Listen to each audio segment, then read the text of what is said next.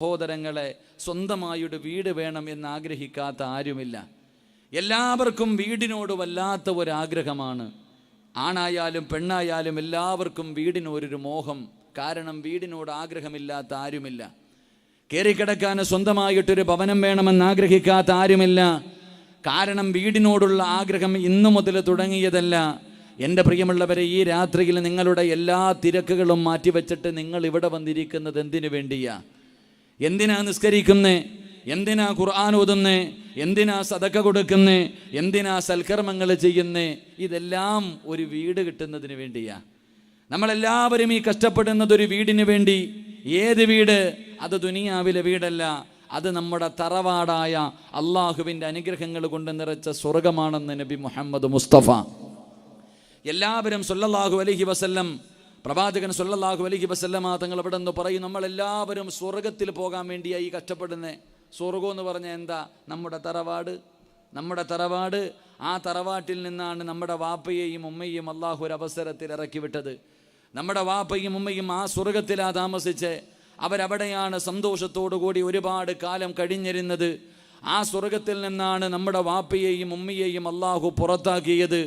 അതുകൊണ്ട് എൻ്റെ പ്രിയമുള്ളവരെ, നമ്മളെല്ലാവരും ആ വീട്ടിലേക്ക് മടങ്ങിപ്പോകാൻ, ആ വീട്ടിലേക്ക് ചെല്ലണമെന്ന് ആഗ്രഹിച്ചു കൊണ്ടാണ് ഇത് മുഴുവനും നമ്മൾ ചെയ്യുന്നതെങ്കിൽ, എൻ്റെ പ്രിയമുള്ള സഹോദരങ്ങളെ, എന്തിനാ നമ്മൾ വീട് കെട്ടുന്നത്? വീട് കൊണ്ടുള്ള പ്രയോജനം എന്താ? വീട് കൊണ്ടുള്ള പ്രയോജനം എന്താ? എൻ്റെ പ്രിയമുള്ള സഹോദരങ്ങളെ, വീടെന്ന് പറഞ്ഞാൽ എന്തെന്നറിയുമോ? അള്ളാഹുവിൻ്റെ പരിശുദ്ധമായ ഖുർആൻ അവിടെ നിന്ന് വീടിനെ കുറിച്ച് പറഞ്ഞത്, വല്ലാഹു ജഅല ലക്കും മിൻ ബുയൂതികും സകന. അള്ളാഹുവിൻ്റെ പരിശുദ്ധമായ ഖുർആൻ പറഞ്ഞത്, വീടെന്ന് പറഞ്ഞാൽ സമാധാനം നൽകുന്ന ഒരിടമാണ്. വീടെന്ന് പറഞ്ഞാൽ ഒരു സമാധാനം നൽകുന്ന ഒരിടമാണ് നമ്മുടെ വീട്. എത്ര വലിയ തിരക്കുള്ള മനുഷ്യനാകട്ടെ, എത്ര വലിയ തിരക്കുള്ള മനുഷ്യനാണെങ്കിലും, യാത്ര ചെയ്യുന്ന മനുഷ്യനാണെങ്കിലും, ഇല്ല ഇനി അള്ളാഹുവിൻ്റെ കഅബാലയത്തിൽ ഉംറയ്ക്ക് പോകുന്ന മനുഷ്യനാണെങ്കിലും, ആ മനുഷ്യൻ്റെ മനസ്സിലൊരാഗ്രഹമുണ്ട്, അള്ളാഹുവെ എല്ലാം കഴിഞ്ഞ് വീട്ടിൽ പോയിരുന്നെങ്കിൽ ഒരു സമാധാനം കിട്ടിയനെ. എൻ്റെ പ്രിയമുള്ളവരെ, കാരണം വീട് സമാധാനം തരുന്നതാണ്. എല്ലാവരും പറയും, എത്ര തിരക്കുള്ളവരാണെങ്കിലും ഞാനും വയത് കഴിയും, ശനിയാഴ്ച ഇറങ്ങും, വ്യാഴാഴ്ച വന്ന് വീട്ടിൽ ചെന്നാൽ സമാധാനം ഒന്ന് റെസ്റ്റ് എടുക്കാമല്ലോ. അപ്പോൾ വീട് സമാധാനം തരുന്ന ഒരിടമാണ്. എന്നാൽ നമുക്കെല്ലാവർക്കും വീടുണ്ട്. നമ്മൾ വിചാരിച്ചിരിക്കുന്നത് സമാധാനം തരുന്നത് 2 നിലയുള്ള ലക്ഷങ്ങൾ കോടികൾ ചിലവഴിച്ചിരിക്കുന്ന വീടാ. A C room. അള്ളാഹുവെ പടച്ചവനെ, മനോഹരമായ ലൈറ്റുകൾ. അള്ളാഹുവെ പടച്ചവനെ, ബാംഗ്ലൂരിൽ നിന്ന് കൊണ്ടുവന്ന ഗ്രാനൈറ്റുകൾ. എൻ്റെ പ്രിയമുള്ളവരെ, നല്ല ഗാർഡൻ, വീടിൻ്റെ മുന്നിൽ മനോഹരമായ വാഹനങ്ങൾ. പടച്ചവനെ, ചൈനയിൽ പോയി നിന്ന് കൊണ്ടുവന്നിരിക്കുന്ന ഫർണിച്ചറുകൾ. ഇതെല്ലാം ഇങ്ങനെ വീടിൻ്റെ അകത്ത് വെച്ചിരിക്കുന്നു. അപ്പോൾ ഇതൊക്കെ ചെയ്താൽ നമുക്ക് സമാധാനം കിട്ടുമെന്നാണ് നമ്മൾ കരുതുന്നത്. എന്നാൽ ഇതെല്ലാം നമ്മുടെ വീട്ടിലുണ്ട്. പക്ഷേ നമ്മുടെ വീട്ടിൽ സമാധാനമില്ല, നമ്മുടെ വീട്ടിൽ സന്തോഷമില്ല. കിടക്കാൻ വീടുണ്ട്, നമുക്ക് മക്കളുണ്ട്, നമുക്ക് ഭാര്യയുണ്ട്, എല്ലാവരും നമ്മുടെ കൂടെ ഉണ്ടായിട്ട് നമുക്ക് സമാധാനവും സന്തോഷവും കിട്ടുന്നില്ല. അതിൻ്റെ കാരണമെന്താ? എൻ്റെ പ്രിയമുള്ള സഹോദരങ്ങളെ, മഹാനായ നബി മുഹമ്മദ് മുസ്തഫ സല്ലല്ലാഹു അലൈഹി വസല്ലമ തങ്ങൾ പറഞ്ഞു, ഒരു മനുഷ്യനെ അള്ളാഹു നശിപ്പിക്കാൻ ഉദ്ദേശിച്ചാൽ അവന് 2 കാര്യങ്ങൾ ചെയ്യാനുള്ള ആഗ്രഹം കൊടുക്കുമെന്ന് നബി മുഹമ്മദ് മുസ്തഫ. ഉറക്കെ പറ, നബി മുഹമ്മദ് മുസ്തഫ. ഒരു മനുഷ്യനെ അള്ളാഹു നശിപ്പിക്കാൻ ഉദ്ദേശിച്ചാൽ അള്ളാഹു അവന് 2 കാര്യങ്ങൾ ചെയ്യാനുള്ള ആഗ്രഹം കൊടുക്കും. ആ 2 കാര്യങ്ങളിൽപ്പെട്ട ഒന്ന്, അള്ളാഹു അവന് വീട് വെക്കാൻ മോഹം കൊടുക്കുമെന്ന് നബി മുഹമ്മദ് മുസ്തഫ എന്ന് പറഞ്ഞാൽ, വീട് വെച്ച് മുടിയും എന്നാണ് അതിനർത്ഥം. കല്ലിനോടും മണ്ണിനോടുമുള്ള ആഗ്രഹം അള്ളാഹു കൊടുക്കും, വീട് പണിയാനുള്ള മോഹം കൊടുക്കും. എത്ര പേരുണ്ടെന്നറിയ, എത്ര കൊല്ലമെടുക്കുന്നൊരു വീട് പണിയാൻ. അവങ്ങനെ വീട് വെച്ച് തൻ്റെ സമ്പാദ്യം മുഴുവനും വീട് വെക്കുന്നതിന് വേണ്ടി ചിലവഴിച്ചു. ചിലർ ലോൺ എടുത്തിട്ട് വീട് വെച്ചിട്ട് മുടിയ, അങ്ങനെയുണ്ട് എൻ്റെ പ്രിയമുള്ളവരെ. എന്നാൽ എൻ്റെ പ്രിയപ്പെട്ട സഹോദരങ്ങളെ, സ്വന്തമായി ഒരുപാട് കാലം കഷ്ടപ്പെട്ട് ഒരു വീടുണ്ടാക്കി അവസാനം ആ വീട്ടിലേക്ക് താമസം കയറുന്നതിൻ്റെ തലേ ദിവസം മരിച്ചുപോയ എത്ര പേരെ നമുക്കറിയാം.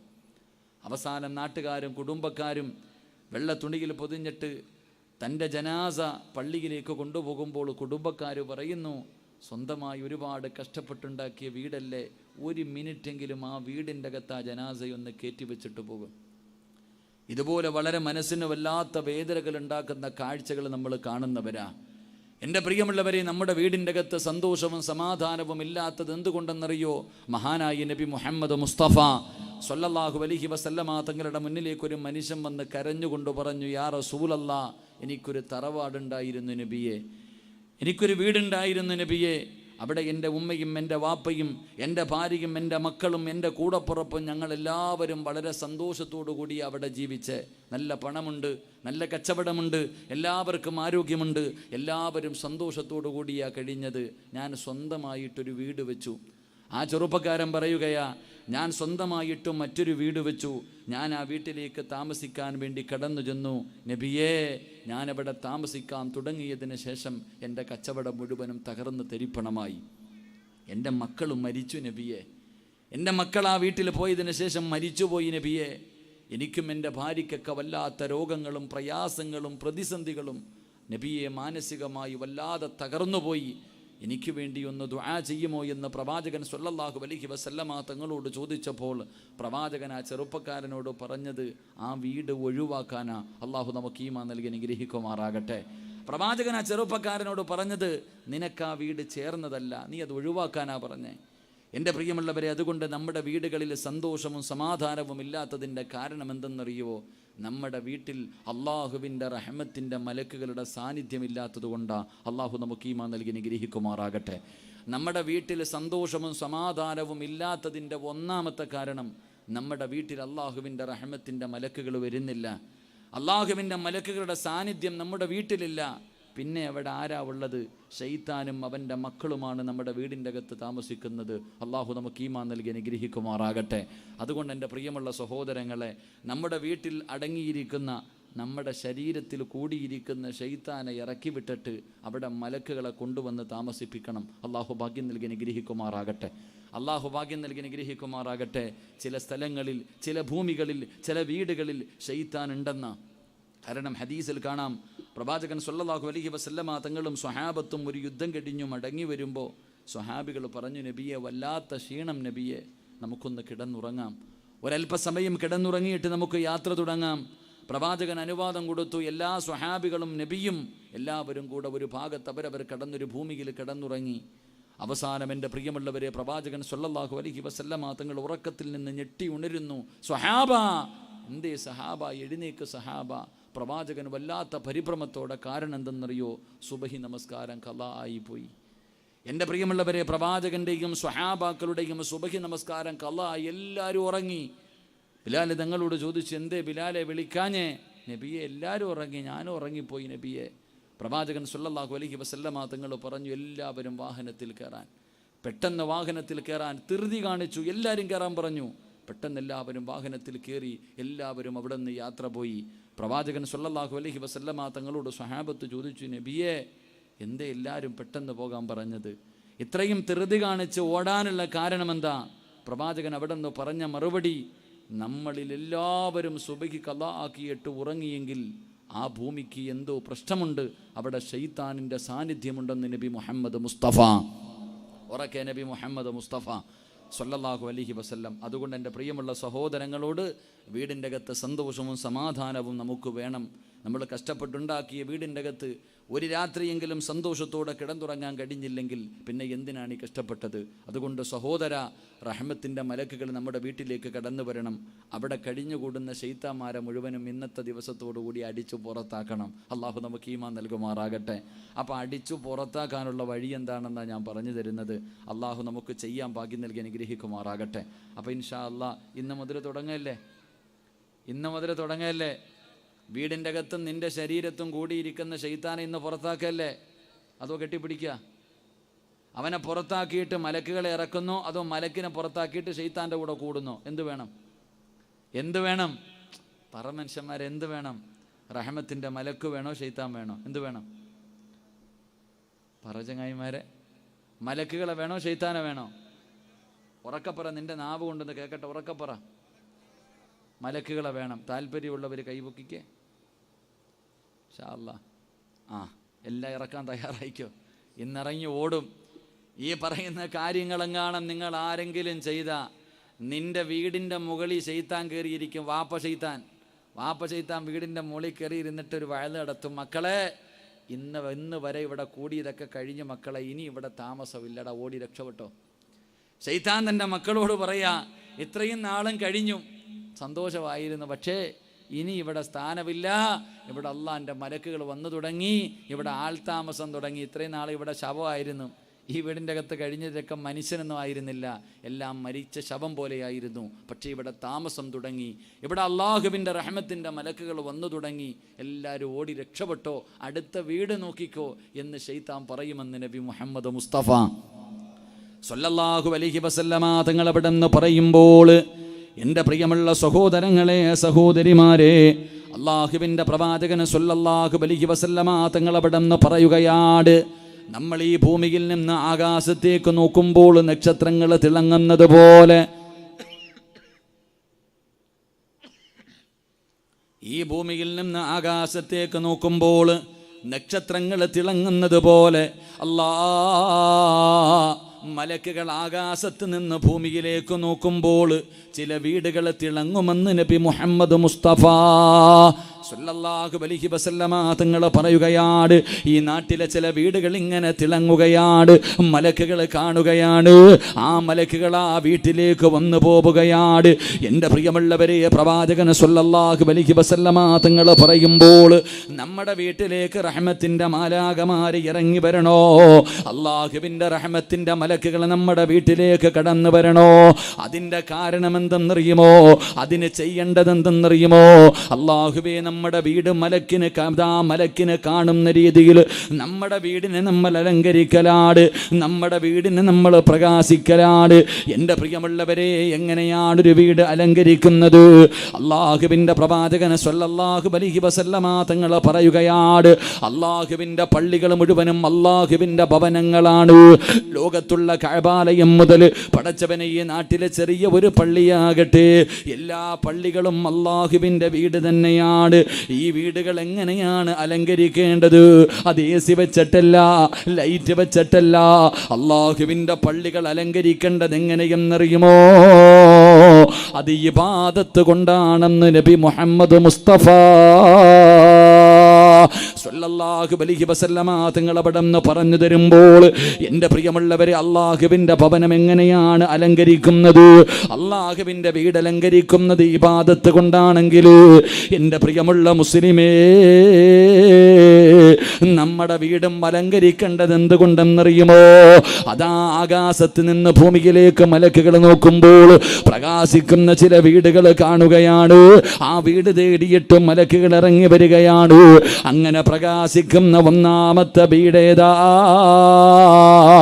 മുത്തുനബി പറയുന്ന സ്വഹാബാ, അത് പടച്ച റബ്ബിന്റെ മുന്നിൽ സുജൂദ് ചെയ്യുന്ന ഭവനമാണെന്ന് നബി മുഹമ്മദ് മുസ്തഫ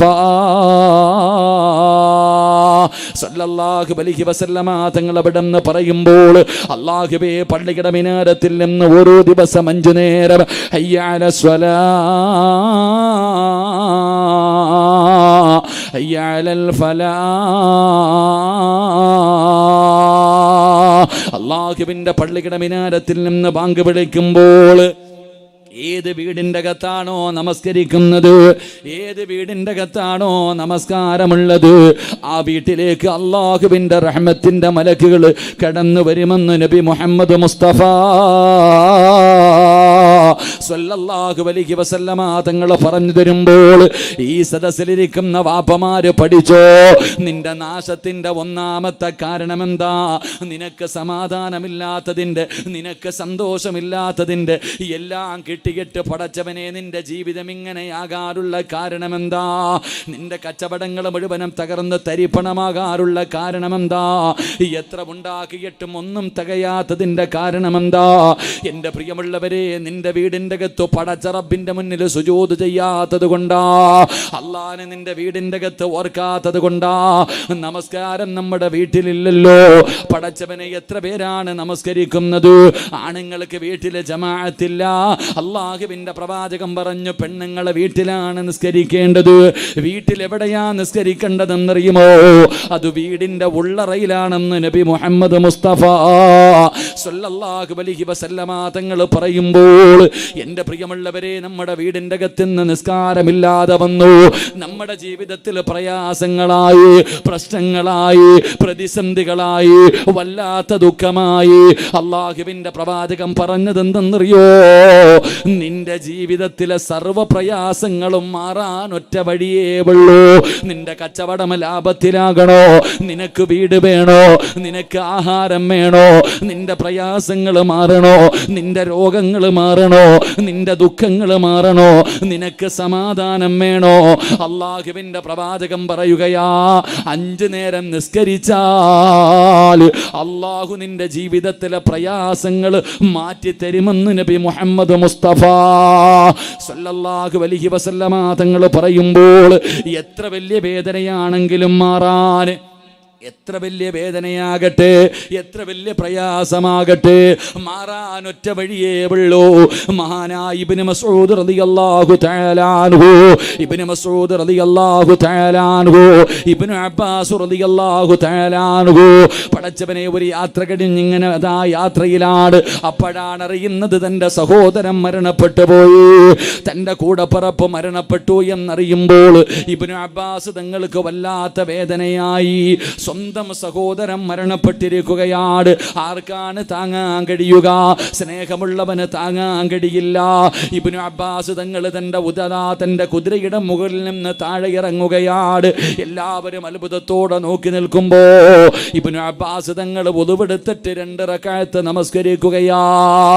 അതാ 2 റക്അത്ത് നമസ്കരിച്ചു.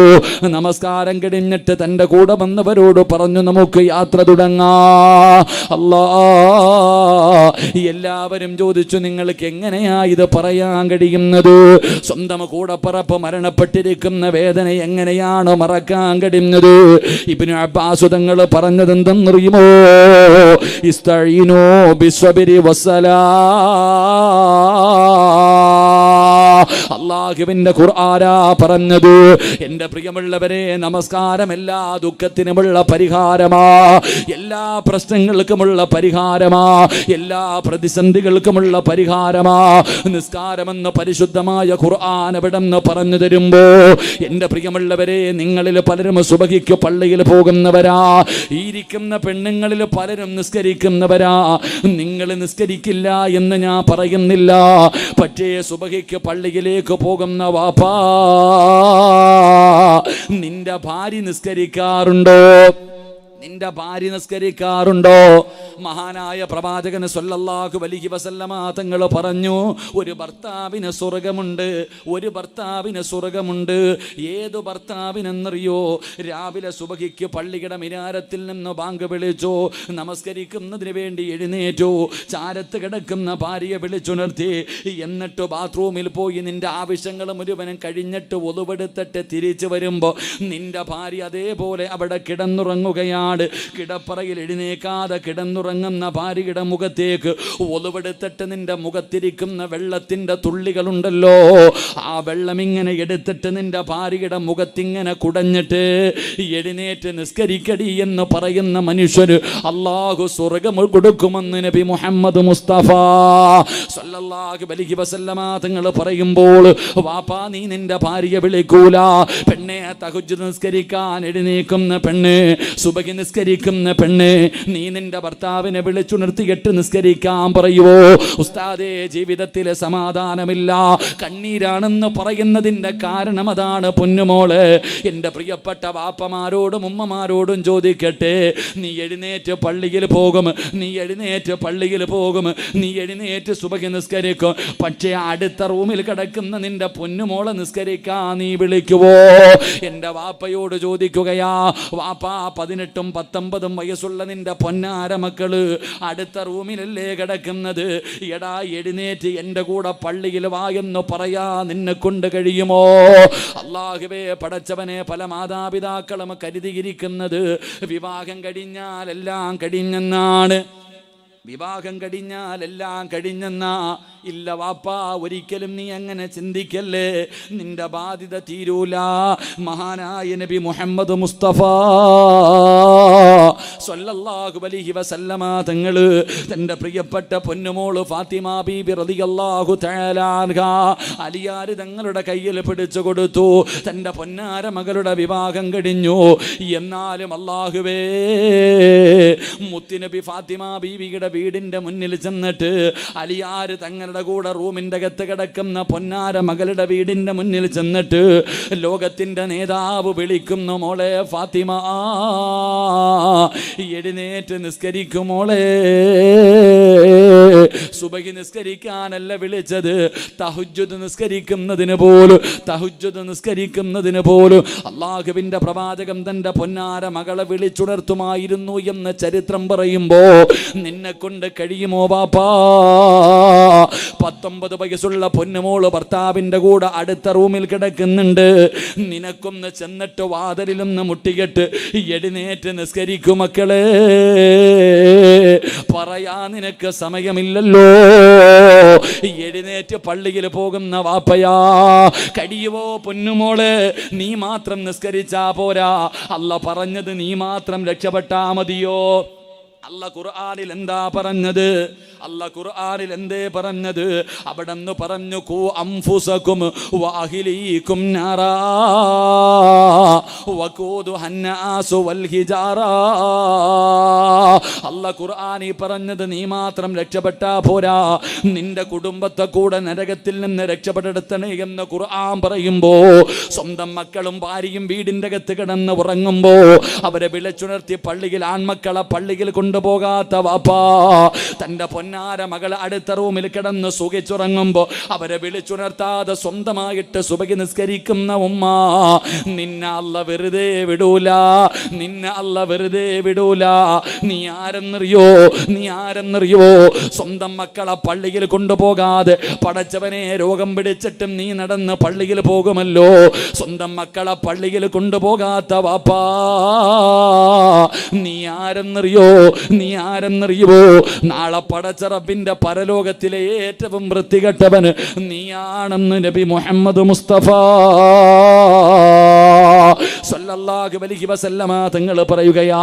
നിനക്ക് തടമുണ്ടെങ്കിലും, നിനക്ക് താടിയുണ്ടെങ്കിലും, നീ ഇമാമാണെങ്കിലും, നീ പ്രവാചകനാണെങ്കിലും, നീ ഹജ്ജ് ചെയ്തവനാണെങ്കിലും, നീ പള്ളി കെട്ടിക്കൊടുത്തവനാണെങ്കിലും, അല്ലാഹുവേ ഹിജാബും ധരിച്ച് കയ്യിൽ തസ്ബീഹും ഇട്ട് കുത്തിക്കൊണ്ട് നടക്കുന്നവളാണെങ്കിലും, നീ നാളെ പടച്ച റബ്ബിന്റെ പരലോകത്ത് കടന്നു വരുമ്പോ അല്ലാഹു നിന്നോട് സംസാരിക്കില്ല, അല്ലാഹു നിന്നോട് കരുണ കാണിക്കില്ല, അല്ലാഹു നിന്റെ മുഖത്ത് നോക്കൂല, അല്ലാഹ് നിന്നെ കണ്ട പരിചയം പോലും കാണിക്കില്ല എന്ന് നബി മുഹമ്മദ് മുസ്തഫ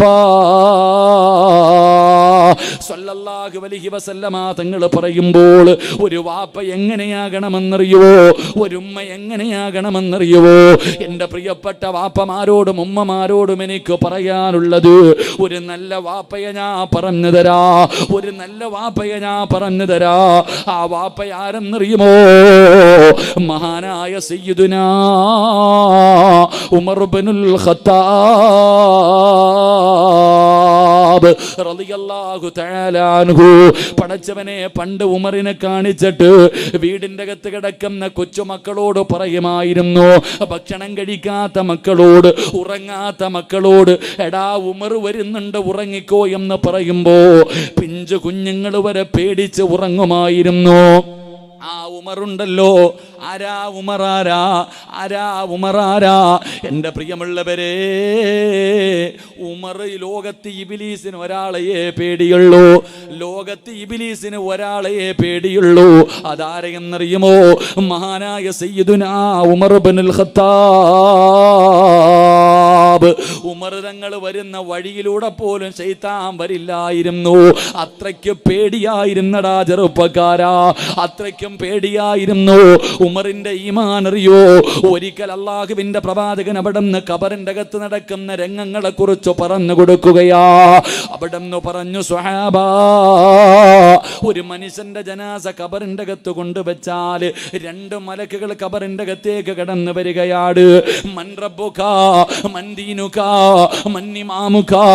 ഖബറിന്റെ അകത്ത് വന്നിട്ട് മലക്കുകൾ ചോദ്യം ചോദിക്കുമെന്ന് പ്രവാചകൻ പറയുമ്പോ മഹാനായ ഉമർ ഇബ്നുൽ ഖത്താബ് റളിയല്ലാഹു തആല അൻഹു എഴുന്നേറ്റ് നിന്നിട്ട് പറഞ്ഞു, നബിയേ, യാ റസൂലല്ലാഹ്, എന്നോടെങ്ങാണം മലക്കുകള്. ഉമർ തങ്ങൾ അള്ളാഹുവിന്റെ പ്രവാചകൻ പറഞ്ഞു, സ്വഹാബ, ഒരു മനുഷ്യന്റെ ജനാസ ഖബറി കൊണ്ടുവച്ചാ ഖബറിന്റെ അകത്ത് വരുന്ന മലക്ക് ഒന്നാമത് ചോദിക്കും, നിന്റെ റബ്ബാരാ? ഉമർ തങ്ങൾ പറഞ്ഞു എന്തെന്നറിയോ? എന്നോടെങ്ങാണം മുൻകർ നക്കീർ എന്ന് പറയുന്ന മലക്കുകൾ എന്നോട് നിന്റെ റബ്ബ് ആരാണെന്ന് ചോദിച്ചാൽ ഞാൻ തിരിച്ചു ചോദിക്കും, നിങ്ങളുടെ റബ്ബാരാ? ആ റബ്ബ് തന്നെയാ എൻ്റെ റബ്ബെന്ന് ഞാൻ പറയും. നിങ്ങൾ ചിന്തിക്കണം, ആരാ പറഞ്ഞേ? മഹാനായ സയ്യിദുന ഉമർ ഇബ്നുൽ ഖത്താബ് റളിയല്ലാഹു തആല അൻഹു നബിയോട് പറയാ, എൻ്റെ അടുക്ക ചോദിച്ചാൽ ഞാൻ എന്ത് പറയും? മുൻകറും നക്കീർ എന്ന് പറയുന്ന മലക്കുകളോട് ഞാൻ തിരിച്ചു പറയും, നിങ്ങളുടെ റബ്ബ് തന്നെയാ എൻ്റെ റബ്ബ്. ഞാൻ പറയും, അത്രയ്ക്കും ധൈര്യശാലിയാ. ഇബ്ലീസ് വരൂല, ഉമർ വരുന്ന വഴിയിലൂടെ പോലും ഇബ്ലീസ് വരില്ല, അത്രയ്ക്കും പേടിയാ.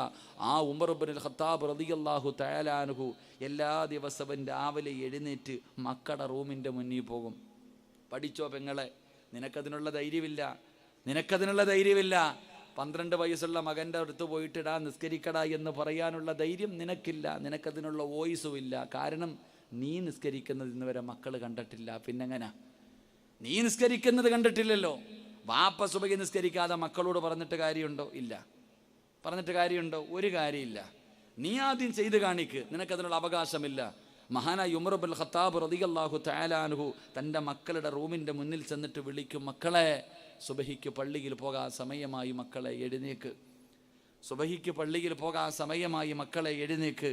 തൻ്റെ മക്കൾ ഉറങ്ങും, തൻ്റെ മക്കൾ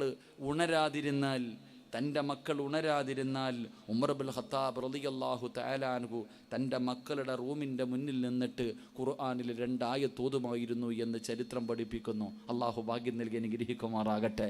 2 ആയത്ത് നിസ്കരിക്കാൻ പാടാ എന്ന് വിളിക്കുമ്പോൾ വരില്ല എന്ന് പറഞ്ഞ് വാശി പിടിച്ചിരിക്കുന്ന മക്കളുടെ മുന്നിൽ ഈ ആയത്ത് ഓതി കൊടുക്കണം. ഈ ആയത്ത് നിസ്കരിക്കാതെ വീടിൻ്റെ അകത്ത് കിടക്കുന്ന ഭാര്യയെ വിളിച്ചുണർത്തിയിട്ട് ഈ ഖുർആനിലെ ആയത്ത് നാളെ സുബഹി മുതൽ ഭർത്താവ് ഓതിക്കോണം. പെങ്ങളെ, നീ പഠിച്ചോ, സുബഹി നിസ്കരിക്കാതെ കിടന്നുറങ്ങുന്ന നിന്റെ ഭർത്താവ് ശൈത്താൻ്റെ മൂത്രവും കുടിച്ചിട്ട് കിടക്കുന്നവനാ. ശൈത്താൻ്റെ മൂത്രവും കുടിച്ചിട്ടാ കിടക്കണ സുബഹി നിസ്കരിക്കാത്തവൻ. പരീക്ഷ എഴുതാൻ മക്കൾ കാത്തിരിക്കുകയാണ്. അള്ളാഹു നല്ല വിജയം കൊടുക്കുമാറാകട്ടെ. അള്ളാഹു നല്ല വിജയം കൊടുക്കുമാറാകട്ടെ. 10 A+ സ്വപ്നം കാണുന്ന മക്കളെ, പരീക്ഷയ്ക്ക് പോകുന്നുണ്ടെങ്കിൽ എനിക്കൊന്നേ പറയാനുള്ളൂ, സുബഹി നിസ്കരിക്കാതെ നീ അങ്ങോട്ട് പോകണ്ട, ഒരു പ്രയോജനവുമില്ല. അള്ളാഹു ഈമാൻ നൽകുമാറാകട്ടെ. അള്ളാഹു ഈമാൻ നൽകുമാറാകട്ടെ. സുബഹി നിസ്കരിക്കാതെ ഒരെണ്ണവും പരീക്ഷയ്ക്ക് പോകണ്ട. ഇനിയിപ്പോൾ അശുദ്ധിയുള്ള പെണ്ണുങ്ങൾ വേറെ. നിസ്കാരം, എൻ്റെ പ്രിയപ്പെട്ടവരെ, സുബഹി നിസ്കരിക്കാതെ നീ പോയിട്ടുണ്ടെങ്കിൽ A+ നിൻ്റെ അടുത്തിരിക്കുന്നവർക്ക് കിട്ടും, നിനക്ക് B+ ആയിരിക്കും. അള്ളാഹു ഈമാൻ നൽകുമാറാകട്ടെ. കാരണം എന്തേ? ഈ നാട്ടിലെ ഹൈന്ദവ വിശ്വാസികളായ പെൺകുട്ടികൾ സ്കൂളിലേക്ക് പോകുമ്പോൾ അവരുടെ അമ്പലം കാണുമ്പോൾ ദൈവമേ രക്ഷപ്പെടുത്തണേ ഒന്ന് പ്രാർത്ഥിക്കാറുണ്ട്. ക്രിസ്തുമത വിശ്വാസികളായ പെൺകുട്ടികൾ അവരുടെ പള്ളി കാണുമ്പോൾ ഇങ്ങനെ ഈശ്വരാന്നൊക്കെ വിളിച്ചൊന്ന് ഇങ്ങനെ ഒന്ന് കുരിശൊക്കെ വരയ്ക്കും. നമുക്ക് പിന്നെ ഇങ്ങനെ വരയൊന്നും ഇല്ലല്ലോ.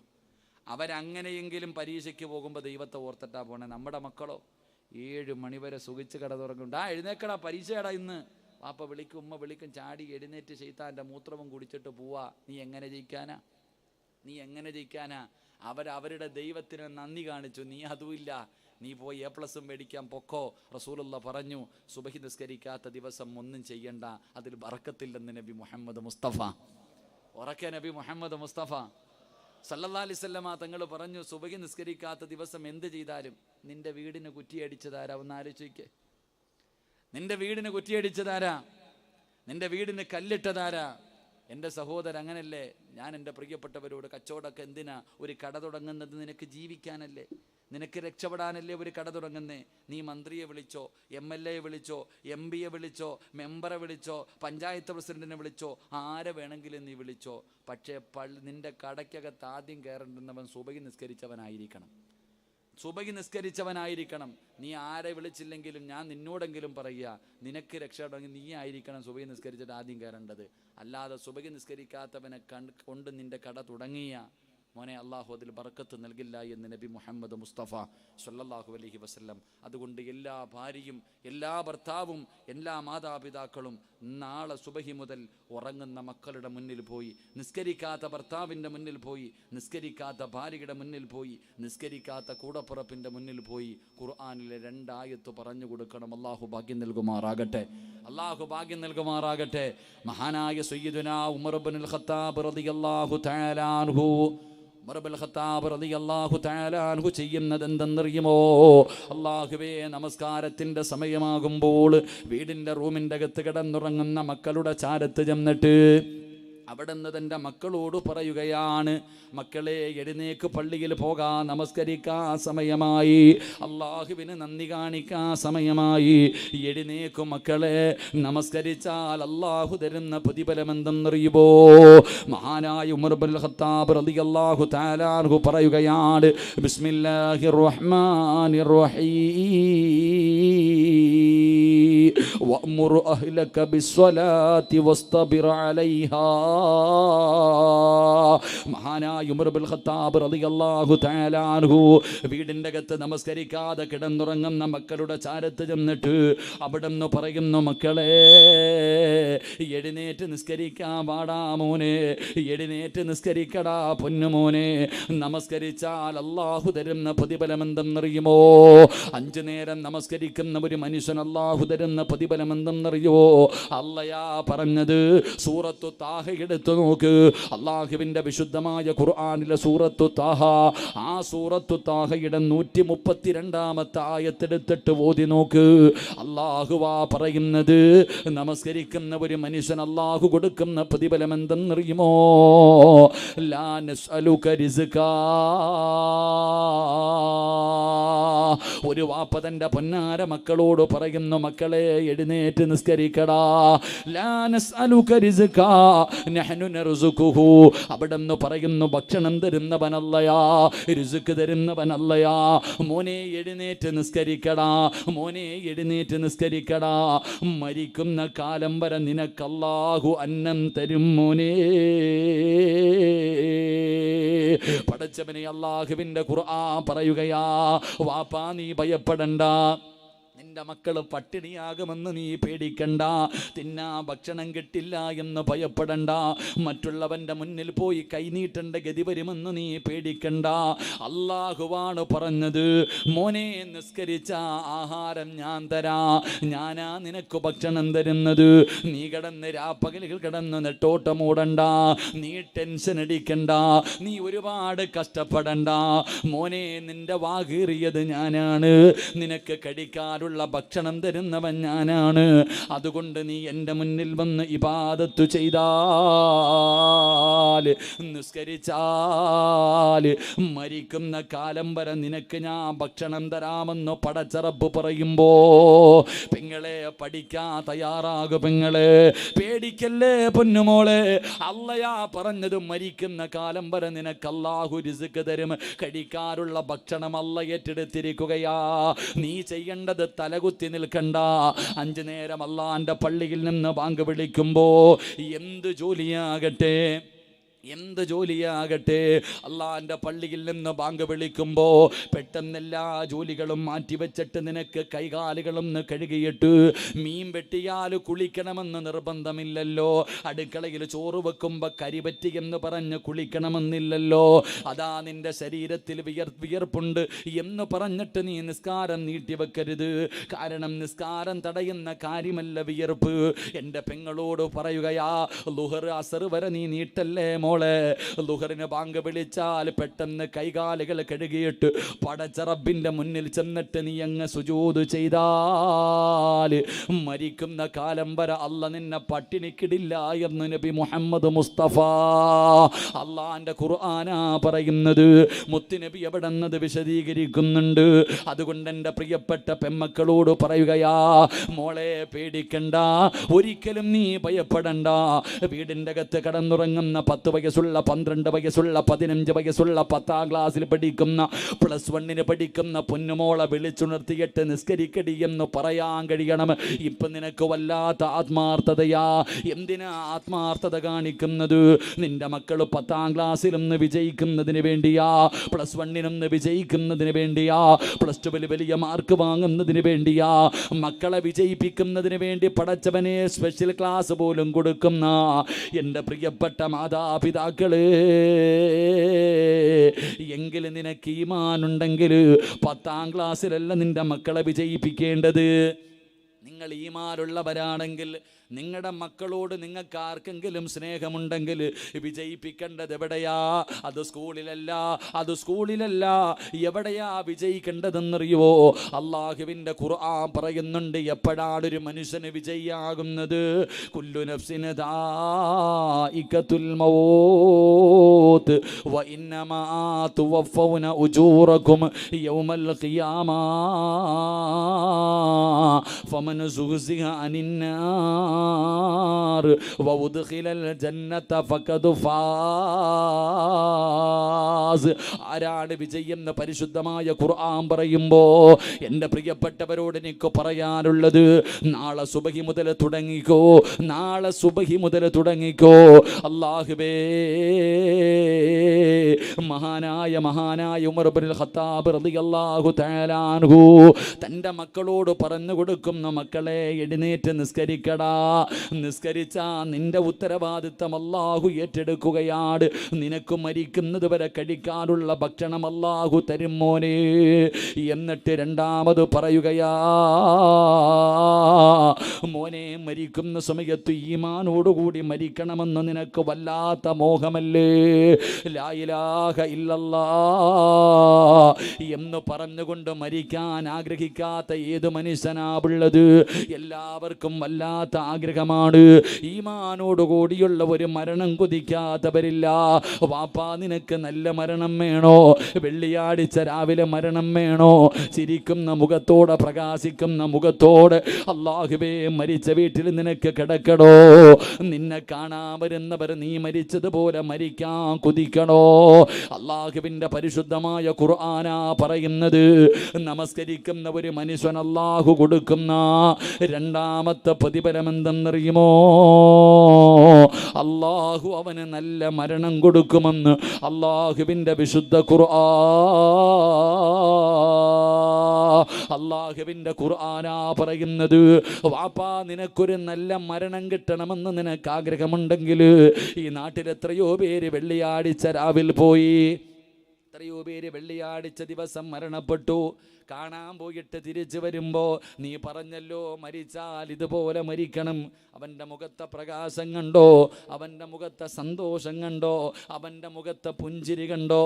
എൻ്റെ പ്രിയപ്പെട്ട സഹോദരാ, വല്ലവനും അല്ലാഹു കൊടുത്ത മരണം പറഞ്ഞ് നടന്നാ മതിയോ? നിനക്കും ആഗ്രഹമില്ലേ മരിക്കുമ്പോൾ ഈമാനോടുകൂടി മരിക്കാൻ? അതുകൊണ്ട് അല്ലയാ പറഞ്ഞത് ഏതെങ്കിലും ഒരു മനുഷ്യൻ 5 വഖത്ത് നമസ്കരിച്ചാൽ അല്ലാഹു അവന് നല്ല മരണം കൊടുക്കുമെന്ന് അല്ലാഹുവിൻ്റെ വിശുദ്ധ ഖുർആൻ.